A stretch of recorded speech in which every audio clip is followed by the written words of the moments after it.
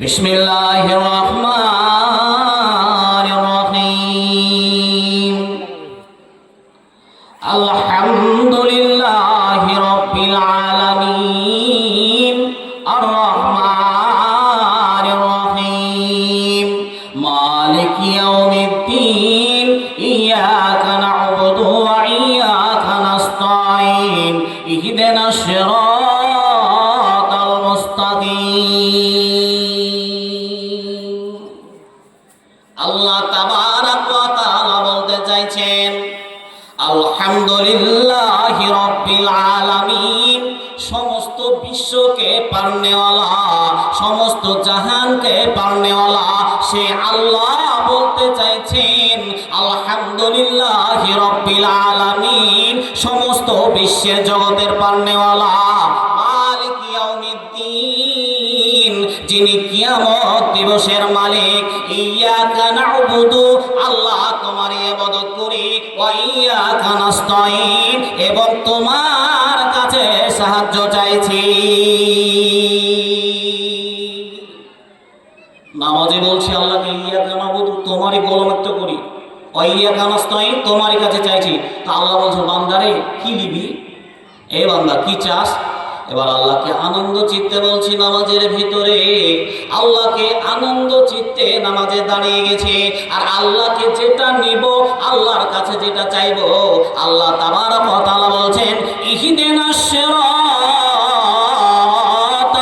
মুস্তাকিম, হে আল্লাহ আমাকে একটা সোজা পথ দাও, আমাকে ইহদিনাস সিরাতাল মুস্তাকিম, যে পথে আমরা চলতে গেলে লাভবান হয়ে যাব, যে পথে চলতে গেলে আমরা জান্নাতে পৌঁছে যাব, যে পথে চলতে গেলে তোমার নবীকে পেয়ে যাব, এবং আমাদের শেষ ঠিকানা হবে জান্নাত, যে পথে চলতে গেলে আমরা জান্নাতে পেয়ে যাব।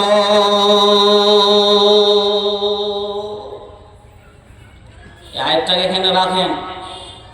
এবার একটা ইতিহাস বলবো আপনাকে, ইতিহাস, ইতিযুক্ত হর্ষই ইতিহাস।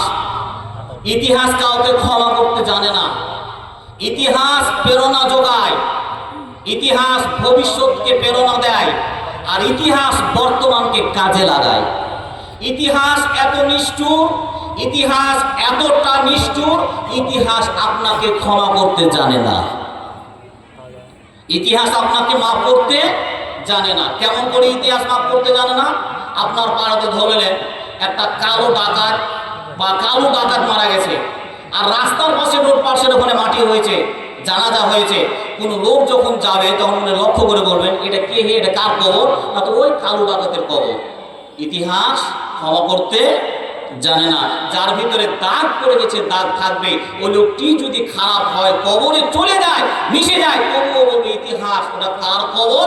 ওটা কালো ডাকাতের কবর। ইতিহাস নিষ্ঠুর, ক্ষমা করতে জানে না। এবার ইতিহাস আপনাকে বলতে চাইছি, ইতিহাসটা কোথায়?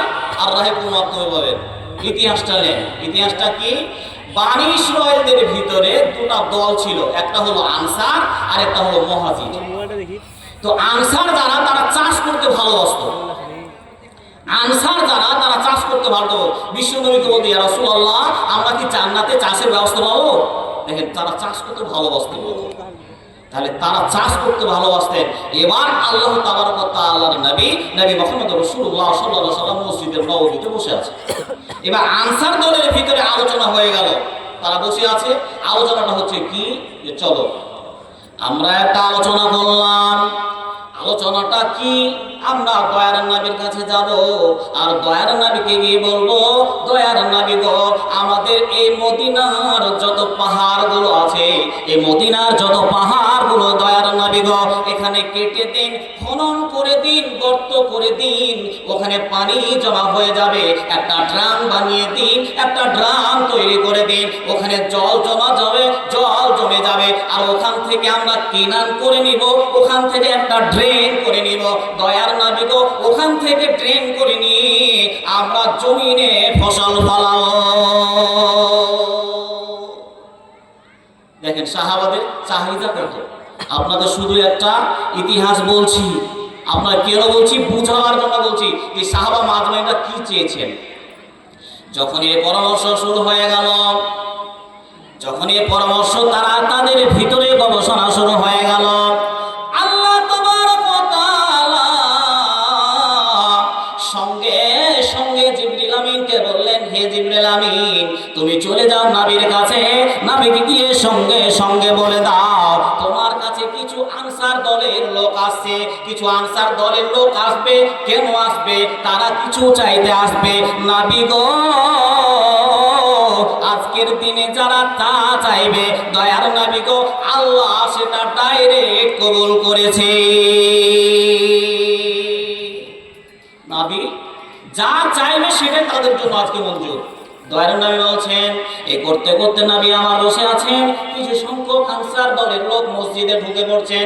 ওই বলছে তুই আগে যা, ওকে বলছে তুই আগে যা। দয়ার নবী বলছেন, ও আনসার দলের লোক, আমি বুঝে নিয়েছি, এই মাত্র খবর এসে গেছে। জিবরিল আমিন এসেছিলেন, খবর দিয়ে চলে গেলেন। খবরটা হলো এই, খবরটা হলো এই, আজকের দিনে আনসার দলের লোকেরা, আজকের দিনের আনসার লোকেরা যা চাইবে সেটাই মঞ্জুর হয়ে যাবে। তারা মসজিদে বসলেন, পরামর্শ করলেন, আমরা তো এসেছি চাষাবাদের জন্য, পানির ড্রেনের জন্য, তারা যেন চাষাবাদ করতে পারি, এই আবেদনের জন্য আমরা এসেছি।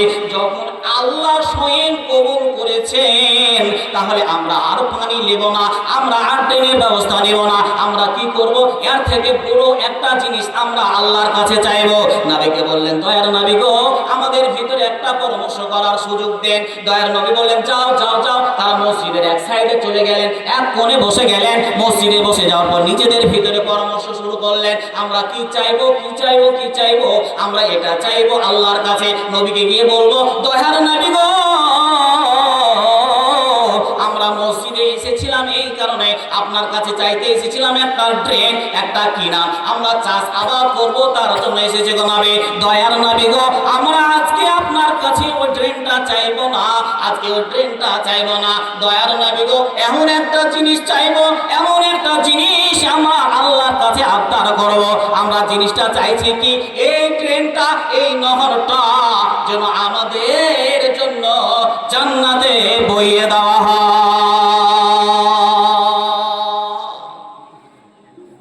তাদের চাওয়াটা কত বড়, ছোট? আবদারটা ছোট জি, ছোট নয়, আবদারটা ছোট নয়। ইয়া রাসূলুল্লাহ, আমরা চাইতে এসেছিলাম ড্রেন বা কিনারের জন্য, ফসল ফলাবো, কিন্তু ওটা চাইছি না। চাইছিটা কি?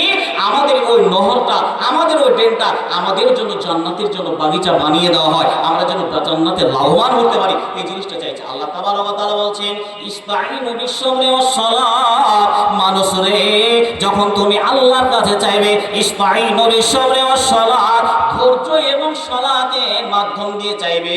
বান্দারে, যখন তুমি ধৈর্য এবং সালাতের মাধ্যম দিয়ে চাইবে, তা আল্লাহ বলছেন, বান্দারে, তুই যে চাইবি সেটাই তোদের জন্য মঞ্জুর হয়ে যাবে। ধৈর্য এবং সবুর, ধৈর্য এবং সবুরের মাধ্যম দিয়ে। এবার একটা ছোট্ট করে উদাহরণ দিই। উদাহরণটা কি? ধৈর্য মানুষের কত বড় প্রয়োজন।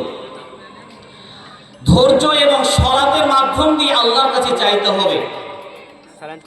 এবার একটা ছোট্ট বাচ্চা, এই 5 মাস বা 6 মাস ধরেন, একটা ছোট্ট বাচ্চা, বন্ধুরে আমার, ওই বাচ্চা যদি আব্বার কাছে সারাক্ষণ কান্না করে, দুধ পাবে কি পাবে না? সম্ভব নয়।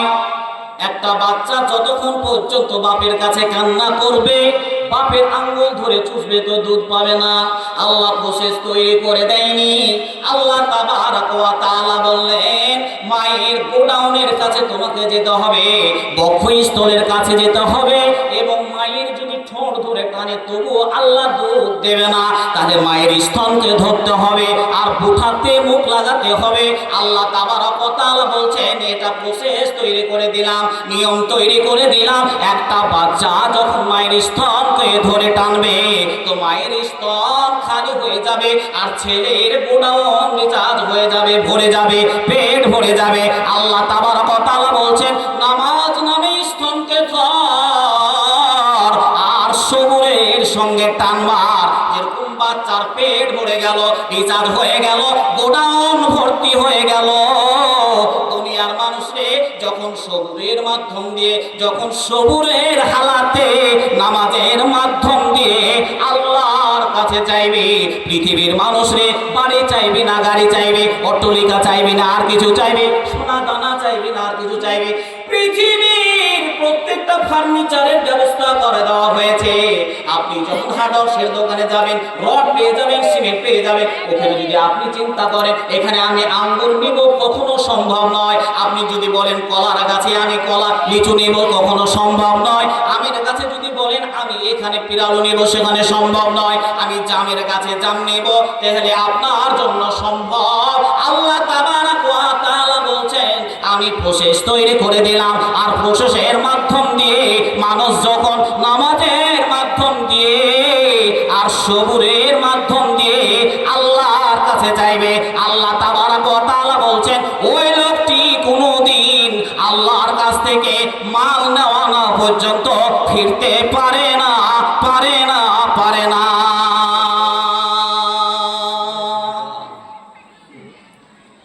21শে রমজান ঈদ হলো, আর আজকে হলো 26, তাহলে কয়দিন হলো? কত হলো জি? সব মরা দল বসে আছেন নাকি? সব মরা উম্মত। এখনই যদি টিএমসি পার্টির সামনে যদি মিছিল আছে, এখন যদি বলা হয় ইনকলাব জিন্দাবাদ, পালকি ছিঁড়ে একদম মারবে দল। একটা কবিতা পাঠ করেছিলাম যে মোরা গাধা মুসলমান, মোরা বোকা মুসলমান, ওদের নাই ঠাকুর জ্ঞান। একটা গাধাটা বলেছি ভাইয়ে ভাইয়ে লড়ে মুড়ি, যখন ভোট আসে তখন ভাই ভাই বিবাদ তৈরি হয়ে যায়, সৃষ্টি হয়ে যায়। ভাইয়ের সঙ্গে ভাইয়ের কোনো সমালোচনা নাই, কথা নাই। ভাই যদি করে টিএমসি, আমি করছি বিজেপি, এই নিয়ে ভাই ভাই মারামারি। মোবাইলে দেখছেন না আপনারা, কত দেখছেন, ফুল হয়ে চলে যাচ্ছে।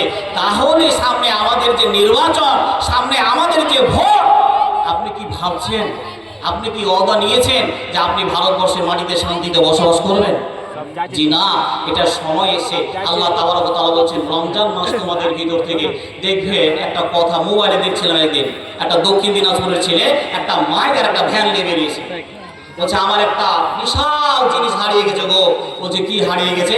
বলছে যারা নতুন নামাজি ছিল তারা নামাজি হারিয়ে গেছে, মসজিদে আর কেউ নাই, মসজিদ ফাঁকা। রমজান মাস যখন আসে মসজিদ পূর্ণ, রমজান মাস যখন আসে অনেক নামাজিকে দেখা যায়। রমজান মাস শেষ হয়ে গেল, ঈদ হয়ে গেল, তখন দেখবেন মুসল্লি হারিয়ে গেছে। সারা মাস রোজা রাখেনি, সারা মাস শুধু খেয়েছে আর পিঁধেছে। আর যখন ঈদের সময় এসে ওই ভক্তটাকে দেবেন যে ঈদের কাতারি বড় পাঞ্জাবি আর টুপি পরে হারিয়ে। জি, ওই ভদ্রলোককে দেখবেন ঈদের মাঠে নিয়ে হাজির হয়েছে, আগে পাঞ্জাবি আর আগে টুপি, আর সারা মাস ধরে রোজা রাখেনি, লাইলাতুল কদরের রাত্রি পালন করেনি। তাহলে আমি আর আপনি বলছি যে আল্লাহ আমার দোয়া কবুল করছে না কেন? আল্লাহ আপনার দোয়া আমার দোয়া কবুল করছে না কেন? বন্ধুরে আমার, আল্লাহ তাবারক ওয়া তাআলা যেন বলছে কি বলে যে ইন্নাল্লাহা মা'আস সাবিরিন, ধৈর্য এবং সবুরের মাধ্যম দিয়ে আল্লাহর কাছে চাইতে হবে। আল্লাহ বলছেন যা চাইবি সেটাই তোদের জন্য মঞ্জুর। বাপজান আমার, আপনাদেরকে আমি কি দিয়ে বোঝাই যে আল্লাহ তাবারক ওয়া তাআলা আপনাকে এমন একটা ফুল মানে ভলিউম দিয়ে চাইতে বলেছে, আল্লাহর কাছে এমন দ্বারস্থ হওয়ার কথা আল্লাহ তাবারক ওয়া তাআলা বলেছেন, কিন্তু দুনিয়ার মানুষ আল্লাহকে চিনতে পারলাম না, আল্লাহকে রাজি করাতে পারলাম না। এইটা আমাদের হতভাগা, এটা আমাদের নাসিব। বাপজান আমার, আর একটা ইতিহাস বলবো, তারপরে আয়াতটা আপনাদেরকে দেব। ইতিহাসটা কি? ইতিহাসটা হলে হয় ফতে মক্কা বিজয় হয়ে যাওয়ার পর আল্লাহ রসুল জনাবে মুহাম্মদ রাসূলুল্লাহ সাল্লাল্লাহু আলাইহি সাল্লাম, যাকে তিনি খুব থেকে ভালোবাসতেন, যে নবীকে যে ভালোবাসতেন, আল্লাহ রসুলের চাচা আবু তালেব নবীকে এতটাই ভালোবাসতেন, নবীকে খাওয়াবে তখন কে? আবু তালেব। নবীকে পড়াবে কে? আবু তালেব। আবু তালেবের একজন বেটা ছিল, তার নাম হযরত আলী। হযরত আবু তালেব নিজের বেটাকে জাঙ্গে করে নিয়ে এসে আদর যত্ন করছে। আর এই মুহূর্তে দেখা যাচ্ছে ইয়াতীম ভাতিজা হযরত মুহাম্মদ সাল্লাল্লাহু আলাইহি সাল্লাম আসছেন, বেটাকে নামিয়ে দিয়ে নবী মুহাম্মদ সাল্লাল্লাহু আলাইহি সাল্লামকে কোলে তুলে নিলেন। এর নাম ছিল আবু তালেব। দেখেন, একটু ধ্যান দেন, এই লোকটির নামই ছিল আবু তালেব। বন্ধুরে আমার, তাহলে এই লোকটি কত বড় দামি, এই লোকটি কত বড় দামি, তবু এই লোকটির নসিবে হেদায়েত জুটল না। আল্লাহ তাবারক ওয়া তাআলার নবী যখন তায়েফে গেলেন, নবীকে এত মারলেন, এত পাথর নিক্ষেপ করলেন, নবী রক্তাক্ত হয়ে গেলেন। নবী এমন পর্যন্ত হলেন নবীর জুতা পায়ের সঙ্গে লেগে গেলেন। নবী এত রক্তাক্ত হলেন। ওই সময় আবু তালেব বলেছিলেন, ও বেটা মোহাম্মদ, ও বেটা মোহাম্মদ, তোমাকে কে মেরেছে একটিবার বলো, তোমাকে কে রক্তাক্ত করেছে বলে দাও। আল্লাহর নবী তখন আবু তালেবকে বলেছিলেন, চাচা গো, এক নিমিষে আমার সব ব্যথা দূর হয়ে যাবে, এক নিমিষে আমার সমস্ত ব্যথা কেটে যাবে গো চাচা, যদি আপনি কালেমা তাইয়্যিবা লা ইলাহা ইল্লাল্লাহ মুহাম্মাদুর রাসূলুল্লাহ, চাচা যদি এই কালেমাটা পড়ে নেন তাহলে আমি শাফা দাবি করব গো চাচা। কিন্তু হতভাগার নসিবে কালেমা জুটল না। আমায় গাইতে দাও দয়াল, বাধা দিও না, মনের কথা বলতে দাও, জবান বন্ধ করো না, অন্ধকারে রইল যারা, দুই কুল হারাইল তারা, অন্ধকারে রইল যারা, দুই কুল হারাইল তারা, হেদায়াতের মালিক তুমি, গোমরাহিতে রেখো না, আমায় গাইতে দাও দয়াল, বাধা দিও না, মনের কথা বলতে দাও, জবান বন্ধ করো না। জান্নাতে হাজির করবে যখন, খুশিতে মন ভরবে তখন, রহমান নামটি তোমার প্রভু, না উম্মিদ করো না, আমায় গাইতে দাও দয়াল, বাধা দিও না, মনের কথা বলতে দাও, জবান বন্ধ করো না। জাহান্নামে হাজির করবে যখন, দুকুল হারাইবে তখন, গফুর নামটি তোমার প্রভু, না উম্মিদ করো না, আমায় গাইতে দাও দয়াল, বাধা দিও না, মনের কথা বলতে দাও, জবান বন্ধ করো না। চাচা কালেমাটা পড়লেন, চাচার নসিবে কালেমা জুটল না। আল্লাহ তাবারক ওয়া তাআলা দয়ার নবীকে বললেন, বিসমিল্লাহির রহমানির রহিম, ইন্নাকা লা তাহদি মান আহবাবতা ওয়ালাকিন্নাল্লাহা ইয়াহদি মান ইয়াশা।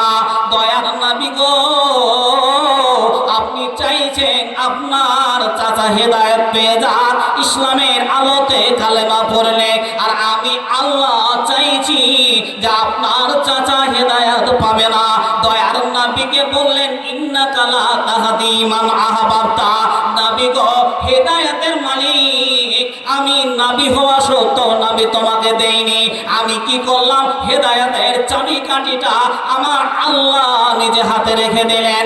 আল্লাহ তাবারক ওয়া তাআলা নবীকে বললেন, দয়ার নবী গো, তুমি যাকে চাইছো হেদায়েত পেয়ে যা, আর আমি আল্লাহ চাইছি সে হেদায়েত পাবে না।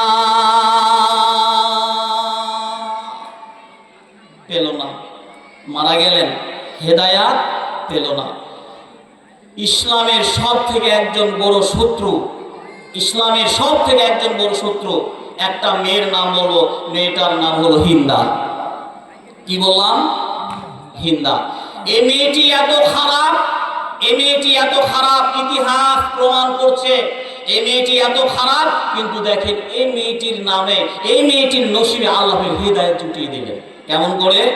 এই মেয়েটির একটা ছোট্ট করে ইতিহাস বলে আপনাকে, তাহলে বুঝতে পারবেন যে আল্লাহ তাবারক ওয়া তাআলা বলছেন ইহদিনাস সিরাত সিরাতাল মুস্তাকিম, আপনাদের নিয়ে এসে আয়াতটা আল্লাহ তাবারক ওয়া তাআলা বলছেন ইহদিনাস সিরাতাল মুস্তাকিম, হে আল্লাহ তুমি আমাকে সোজা পথ দেখাও। বলছি কি বলছি না? হিন্দা মেয়েটা, এই মেয়েটা কত বড় মেয়েটাদের মানে মানুষের যে কোনো একটা বড় সাইড ভালো থাকে, কিন্তু এই মেয়েটার সাইড কত বড় ভালো।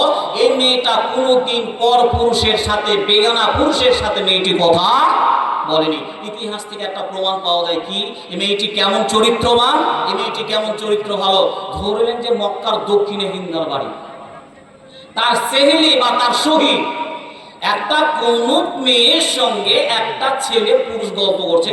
হাগো অমুক জনার টলার বাড়ি কোথায়, না তো ওই টলাতে চলে যাও, কিছু জিজ্ঞাসা করেনি, খালি এই কথাটা বলেছে। তো হিন্দা যখনই কথা বলছে হাগো শুনেছো, তার সহেলি বলছে শুনেছো, বলছে কি অমুক টলার মেয়েটা একটা পুরুষের সঙ্গে কথা বলেছে। তখন হিন্দা জিভ বের করে বলছে আস্তাগফিরুল্লাহ আস্তাগফিরুল্লাহ, কি করে একটা পুরুষের সঙ্গে কথা বলতে পারে। ইতিহাস প্রমাণ করছে হিন্দার একটা চরিত্র ভালো ছিল। চরিত্রটা কি? বেগানা পুরুষ হিন্দাকে কোনোদিন দেখেনি, এই চরিত্রটা হিন্দার ভালো ছিল। কিন্তু আল্লাহ তাবারক ওয়া তাআলার নবী মুহাম্মদ রাসূলুল্লাহ সাল্লাল্লাহু আলাইহি ওয়াসাল্লাম বদরের যুদ্ধে তার নিজের চাচা হযরত আমির হামজা রাদিয়াল্লাহু তাআলা আনহু, যুদ্ধের কমান্ডারের জন্য তুমি যদি দাঁড়িয়ে গেলে ইটের পাহাড়ের মতো তিনি কমান্ডারের কাজ করছেন। এমতো অবস্থায় কি বলে যে গিরিপথে হযরতে কি বলে যে আপনার কি বলে আমির হামজা যখন দাঁড়িয়ে গেলেন, তো বেঈদিন কাফিররা পেশাব করে দিতেন যে হযরতে কি বলে যে আবু কি বলে কি এসে। তো এই করতে করতে আল্লাহ তাবারক ওয়া তাআলার নবীর চাচা হযরত আমির হামজা যুদ্ধের বীর যোদ্ধার মতো, বীর মুজাহিদের মতো যুদ্ধ করছে। যুদ্ধ করতে করতে হঠাৎ করে হিন্দার একটা গোলাম ছিল, তার নাম ছিল ওয়াহাসি। হিন্দার একটা গোলাম ছিল, তার নাম ছিল ওয়াহাসি।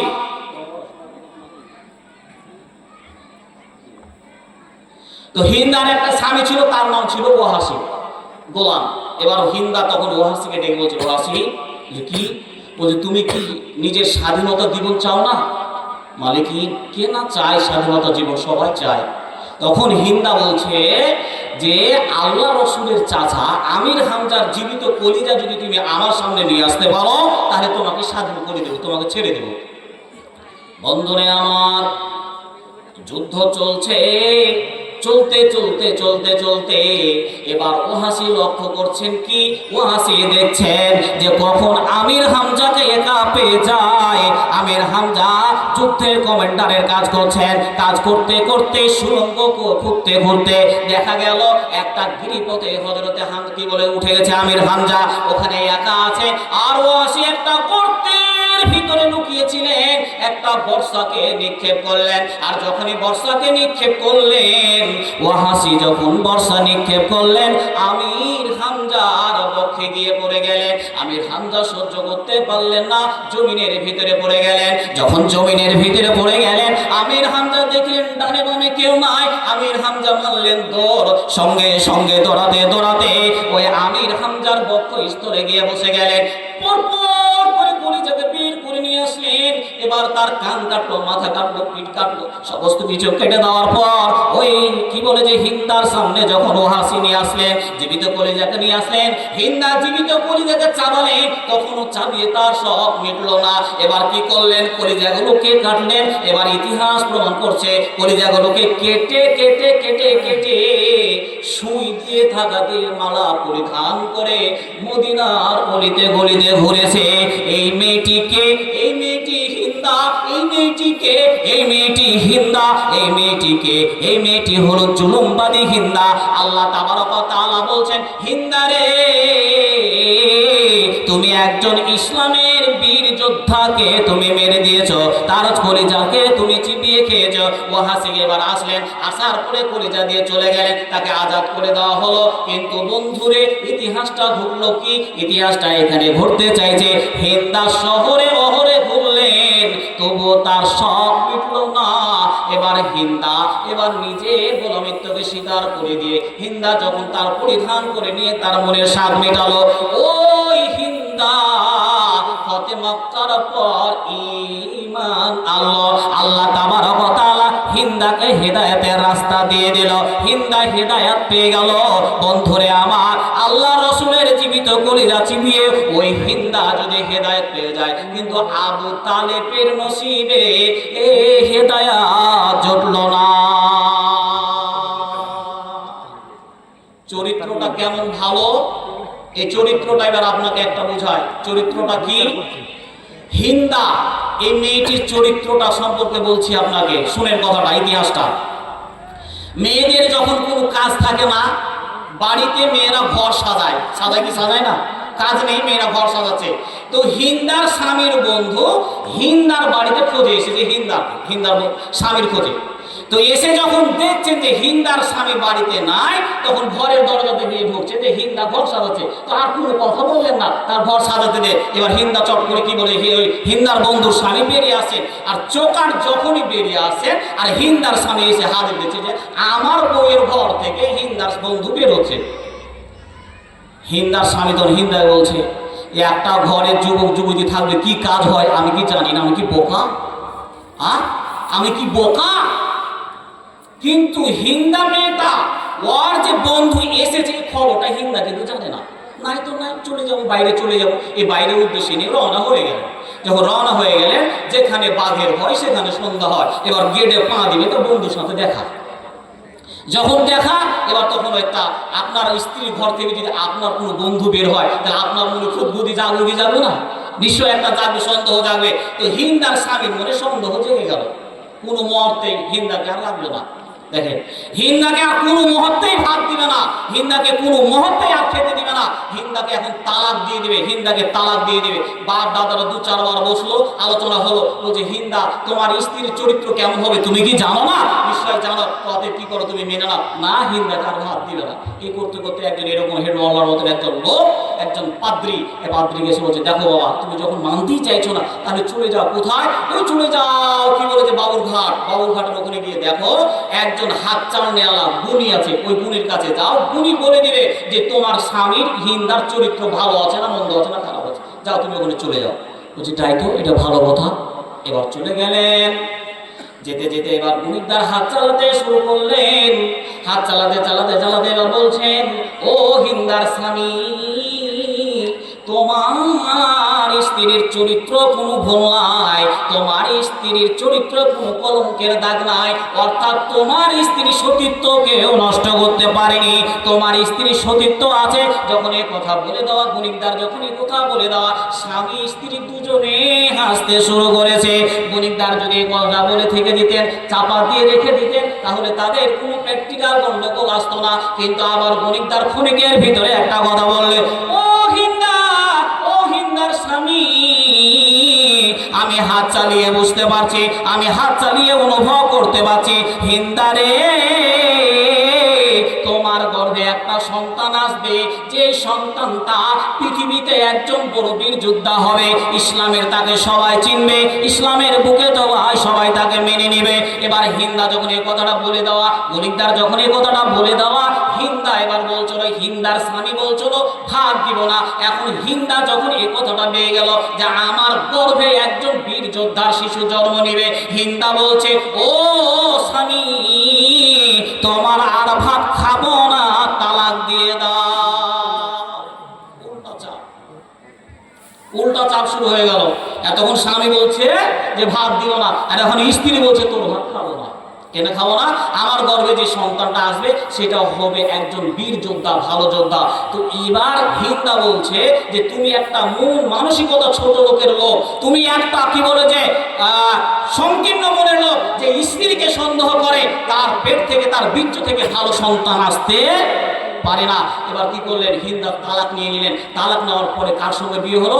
আবু সুফিয়ানের সঙ্গে হিন্দার বিয়ে হলো। আর আবু সুফিয়ানের উরেশে হিন্দার পেট থেকে যে সন্তানটি আসলো, ইমাম মাবিয়া রাদিয়াল্লাহু তাআলা আনহু, সারা পৃথিবী তাকে চিনে। তারা বলছে যে কি বলে যে বদরের যুদ্ধে কি বলে যে হলো বুড়ির চক্রান্তে হিন্দাকে যারা কি বলে যে হলো একে মেরেছিল, ওই কি বলে যে আপনার ওই ইতিহাস প্রমাণ করছে যে বুড়ির চক্রান্তে খুনি হয়েছিল আপনার কি বলে যে হলো হিন্দার চক্রান্তে হিন্দা থেকে আল্লাহ রসুলের কি বলে যে শাস্ত্রী হয়ে গেল।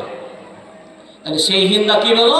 হেদায়েত পেয়ে গেল, সেই হিন্দা আলো পেয়ে গেল। তা আল্লাহ তাবারক ওয়া তাআলা বলছেন ইন্নাকা লা তাহদি মান আহবাবতা ওয়ালাকিন্নাল্লাহ ইয়াহদি মান ইয়াশা। নবী হে, আপনি যাকে চাইছেন হেদায়েত দিব, কিন্তু আমি আল্লাহ যাকে চাইছি সে হেদায়েত পাবে না, তাকে হেদায়েত দিব না। বন্ধুরে আমার, এবার আপনাদের সম্মুখে আমার খুব সময় অল্প, খুব সময়ের ঘনিষ্ঠ দিকে এগিয়ে আসি। একটা কথা বলে আপনাকে যে আয়াতগুলো এখন পড়েছি, যদি আয়াতগুলো দিই আমার সময় থাকবে না। আমার কাছে কিছু দায়িত্ব আছে, আপনাদেরকে কিছু কথা শোনালাম, কিছু নেওয়ার জন্য এই মাদ্রাসা আমাদের চালাতে হবে কি হবে না? জি হবে। এই মাদ্রাসা ক্ষুদ্র ক্ষুদ্র দানে আজকে এই মাদ্রাসা গড়েছি, ক্ষুদ্র ক্ষুদ্র দানে আমাদের প্রতিষ্ঠান আজকে এত বড় জায়গাতে পৌঁছেছে। আপনাদের দানে, আমাদের দানে, আপনাদের কাছ থেকে আমি কিছু নেব। একটা ইতিহাস বলে, ইতিহাসটা কি বন্ধুরে আমার? জি, বিসমিল্লাহির রহমানির রহিম। বন্ধুরে আমার, আল্লাহর নবী, নবী মুহাম্মদুর রাসূলুল্লাহ সাল্লাল্লাহু আলাইহি ওয়াসাল্লাম যখন মৃত্যুবরণ করলেন, বিশ্ব নবী যখন মৃত্যুবরণ করছেন, আম্মা জান আয়েশা রাদিয়াল্লাহু তাআলা আনহার ঘরের মধ্যে যাচ্ছেন। আম্মা জান আয়েশার ঘরে নবীর চিরবিদায় হয়ে যাচ্ছেন। এমতো অবস্থায় আম্মা জান উরুসে, আম্মা জান আয়েশার উরুস থেকে নবীর দম বেরিয়ে গেলেন, নবী ইন্তিকাল করলেন।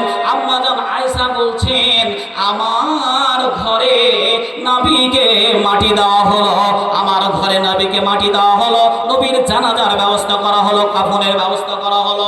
এই অবস্থায় আম্মা জান আয়েশা বলছেন, আমার ঘরে তিনখানা কবরের জায়গা হলো। একখানা কবর হবে আমার আব্বা হযরতে আবু বকর রাদিয়াল্লাহু তাআলা আনহুর কবর হবে, আর তৃতীয় কবরটা হবে আমার ঘরে। আম্মা জান আয়েশা বলছেন, আমার ঘরে তোমার কবর হবে। এই তিনখানা কবর মসজিদের নববীর আশেপাশে, মসজিদের গেটের আশেপাশে এই তিনখানা কবর দেওয়া হবে। আর কোনো কবর থাকবে না, আর কোনো কবর থাকবে না। বন্ধুরে আমার, এই পরিস্থিতির ভিতরে এমন একটা ঘটনা ঘটে গেল, এই পরিস্থিতির ভিতরে এমন একটা ঘটনা ঘটে গেল। আল্লাহর নবী মারা গেলেন। মারা যাওয়ার পর হযরত আবু বকর আসলেন মসনদে। হযরত আবু বকর মাত্র 2 বছর, বিশ্ব নবী মারা যাওয়ার পর মাত্র 2 বছর তিনি রাজত্ব করলেন। হযরত আবু বকর মারা গেলেন। আবু বকরকে আম্মা জান আয়েশার ঘরে কবর দেওয়া হলো, অর্থাৎ আম্মা জান আয়েশার আব্বা হযরতে আবু বকরকে দাফন করে দেওয়া হলো। মাত্র একখানা কবর বাকি আছে। হযরতে আল্লাহর নবী যখন হযরত আবু বকর যখন মারা গেলেন, কাপড়ের ব্যবস্থা করে দেওয়া হলো। এবার দ্বিতীয় প্রেসিডেন্ট আসলেন হযরতে উমর রাদিয়াল্লাহু তাআলা আনহু।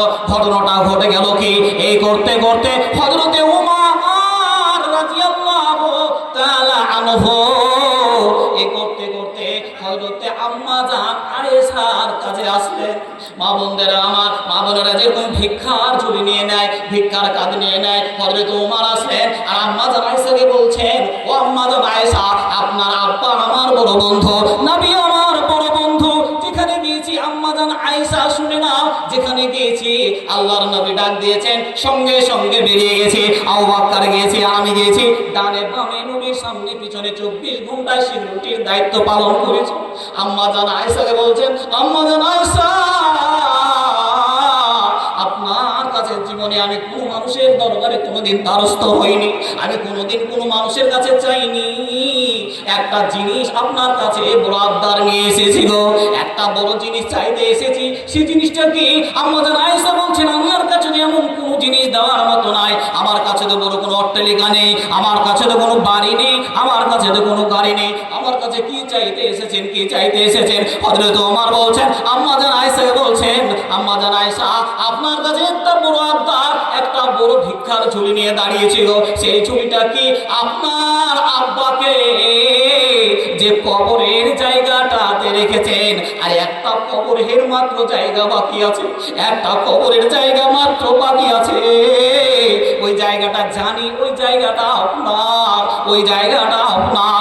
আয়েশাকে বলছেন, আয়েশা,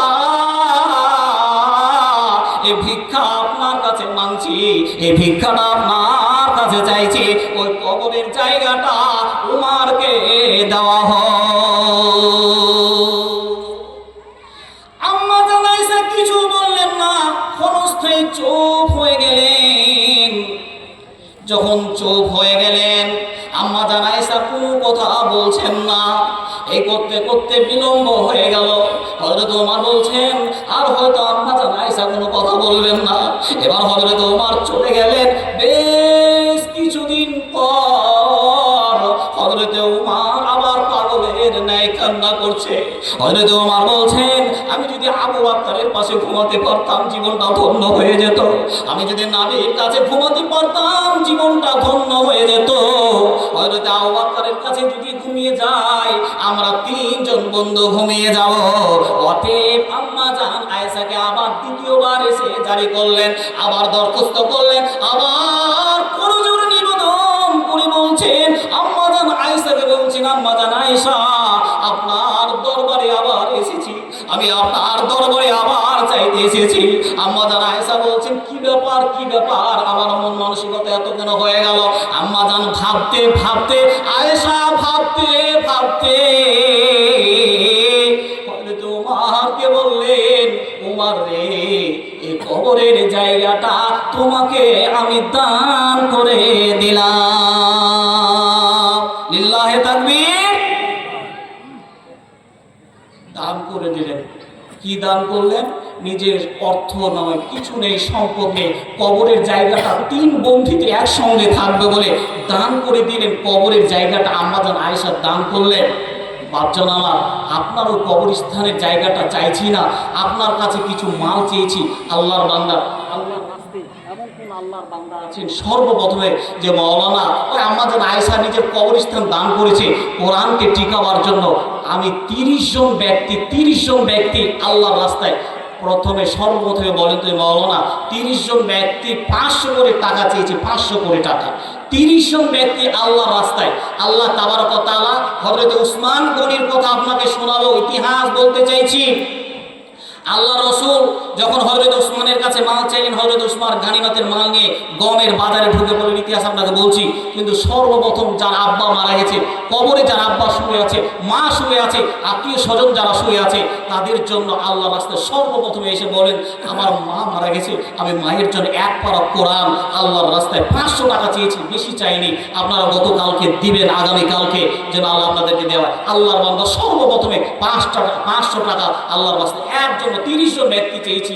30 জন ব্যক্তি আল্লাহ তাবারক ওয়া তাআলা কোরআনটাকে দেখেন কালো কালি দিয়ে রেখেছে, কালো কালি দিয়ে। সাহাবা মাদওয়াইরা নিজের সন্তানকে ইয়াতীম করে দিয়েছে, নিজের স্ত্রীকে বিধবা করে দিয়ে যুদ্ধের ময়দানে কোরআনকে টিকাবার জন্য তারা আত্মসাৎ করেছে। শুধু কার জন্য? শুধু জান্নাত পাবো বলে। আল্লাহর বান্দা যারা মাকে রেখেছেন কবরে, যারা আব্বাকে রেখেছেন কবরে, মাশাআল্লাহ, আল্লাহুম্মা সাল্লি আলা আলহামদুলিল্লাহ রাব্বিল আলামিন। আনুর রহমান এই পরিপ্রেক্ষিতে 5 মিনিট কথা বলো, কেন গ্রামে চলা যায় না বলে আর আলেমরা দান করে না, এই কথার পরিপ্রেক্ষিতে 5 মিনিট কমপক্ষে কথা বলো। আমার দাদা আনুর সাহেব তার বলছি 500 টাকা বলছি পরে আমি দান জানি আর আব্দুল্লাহ মাশাআল্লাহ আলহামদুলিল্লাহ। বেদারুল 500, আব্দুল কাইয়ুম 500 টাকা আলহামদুলিল্লাহ মাশাআল্লাহ। আল্লাহুম্মা সাল্লি আলাইহি আল্লাহুম্মা বারিক আলাইহি। বাপজান হামিদুল হাদি 500 আল্লাহুম্মা সাল্লি আলাইহি আল্লাহুম্মা বারিক আলাইহি। আপন মানুষ চিহিনা আবর দায় রে আলহামদুলিল্লাহ রাব্বিল আলামিন। মাকসুদ মুকশেদ 500 টাকা। আর এটা আসরউদ্দিন নগর 500 টাকা আলহামদুলিল্লাহ রাব্বিল আলামিন। আসসালাতু ওয়াসসালামু আলা রাসূলিল্লাহি মুহাম্মদ সাল্লাল্লাহু আলাইহি ওয়া সাল্লাম। আল্লাহুম্মা সাল্লি আলা মুহাম্মাদিন ওয়া আলা আলি মুহাম্মাদ কামা সাল্লাইতা আলা ইব্রাহিম ওয়া আলা আলি ইব্রাহিম ইন্নাকা হামিদুম মাজিদ। আল্লাহুম্মা বারিক আলা মুহাম্মাদিন ওয়া আলা আলি মুহাম্মাদ কামা বারাকতা আলা ইব্রাহিম ওয়া আলা আলি ইব্রাহিম ইন্নাকা হামিদুম মাজিদ। আল্লাহুম্মা সাল্লি আলাইহি আল্লাহুম্মা বারিক আলাইহি। 30 জন ব্যক্তি চেয়েছি, 30 জন। 1 2 3 4 5 6 7 8 9 10 11 12